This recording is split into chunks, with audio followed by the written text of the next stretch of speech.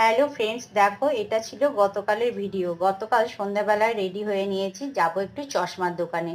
Husband আমি দুজনেই বেরিয়ে পড়লাম বাইকে। তো চলে এসেছি চশমার দোকানে। এই যে এই দোকানেই আমি চশমা তৈরি করি। তো আগে অনেকগুলো পাওয়ার চেঞ্জ হয়েছে, আবার এখনও চেঞ্জ হয়েছে। আর চশমাটা হাত থেকে পড়ে গিয়ে ভেঙেও গেছিলো, তাই নতুন চশমা তৈরি করতে দিলাম, পাওয়ারটা চেঞ্জ করলাম। আর এখানে বিলিং হচ্ছে, বিলিং করে তারপরে দুজনে মিলে আবার বেরিয়ে পড়লাম। তো দোকান থেকে বেরিয়ে এলাম, এবার বাইকে চেপে পড়বো। তো যেতে যেতে বললাম চলো ফুচকা খাই, ফুচকা খেতে কিন্তু খুব ইচ্ছে করছে।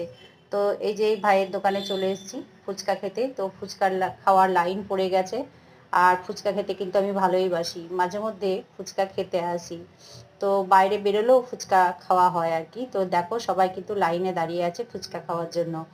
আর ছেলেও বলে দিয়েছো তুমি যদি ফুচকা খেয়ে আসো বাড়ি তো আমার জন্য নিয়ে আসবে। তাই আমি অনেক অনেক প্রায় কয়েকটাই ফুচকা খেয়েছিলাম, তো খাওয়া হয়ে গেছে। এবার ছেলের জন্য প্যাক করে নিচ্ছি।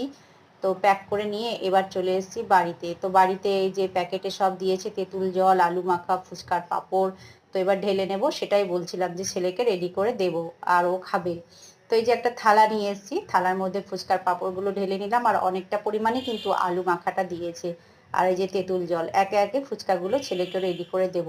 তো আজকের মিনি ব্লগটা তোমাদের কেমন লাগলো অবশ্যই কমেন্টে জানাবে, আর ফুচকা কাদের পছন্দ সেটাও বলবে।